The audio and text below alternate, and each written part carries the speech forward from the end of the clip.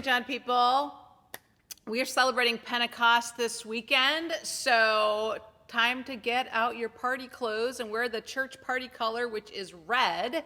And it's a party because it's the birthday of the church, so it's a birthday party. This is the holiday we celebrate when the Holy Spirit came down from heaven like the rush of a violent wind and filled the room where they all stood. And the Holy Spirit landed on them and appeared to them in what looked like tongues of fire over their heads. And they spoke in every different language because they were from all different places around the world, but they understood one another in all the chaos and the noise. They heard what each other said. It was bizarre. It was supernatural. It was uncomfortable. It was chaotic and confusing, and some were amazed by it, and others sneered, saying, they're hitting the sauce. That's really what it says. So Peter stood up, and he wasn't alone in standing up. He had those 11 other disciples with them, and he settled everyone down. He said, "These people aren't drunk.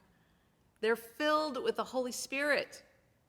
And when the Holy Spirit comes, people prophesy, and they see visions, and they dream dreams. And the Holy Spirit does not sit still. The Holy Spirit fills us, moves us, and transforms us, changing us into something new."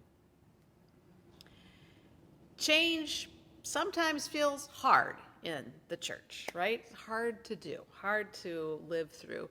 Because the church is one place that we go to when we want stability and even predictability. When the rest of the world is just changing nonstop and there's upheaval and conflict and pain, we come here to feel the reassuring presence of God and to leave here with a sense of peace. So change can be uncomfortable, even when it blows through with the wind of the Holy Spirit. And we can be amazed by it, or we can get snarky about it. It's just the way we are. So at our last congregational meeting, a motion was brought to the floor offering a tool that can be helpful to guide us through change. And these are called Guidelines for Gracious Conversations. And they were passed unanimously in the congregational meeting. We agreed that at every St. John forum, congregational meeting, or in our ministry meetings that we will have dialogue and conversations in a healthy way because we want to preserve our relationships, even when we're uncomfortable, even when we disagree. So these are the guidelines that we agreed to. We agreed to state our thoughts and opinions with respect for differences. And we do that in what we say and how loud we say it, how we say things, and what body language we have.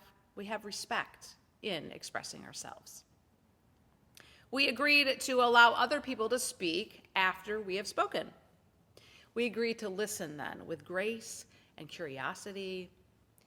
We agree to pay attention and to stay on topic. And we agree to ask questions then for clarity and understanding. So in the future, you will see these guidelines posted in meeting rooms and around the church in various places so that we can remember them and we can look at them and remind ourselves how to act when we gather with one another. So these guidelines can bring order to our conversations. They can offer respect when we disagree, and they can help us to understand when we're confused. But above all, through any change and controversy that may be in our future, they will help hold us together in the relationships that we have through the Holy Spirit as brothers and sisters in the church. And since the beginning of the church, on that Pentecost birthday, the Holy Spirit has moved us and shaped us to embrace the future that God has for us. So here and now, in this present, we can reach for God's vision and live into the dreams that we have, not only for a church of peace, but for a world of peace, stable and predictable in the grace of God and the love of Jesus Christ that will never change. So, let's party, people. Put on your red, and I'll see you at the birthday party and worship and at the church picnic to follow on Sunday from 11 to 3. So I'll see you there.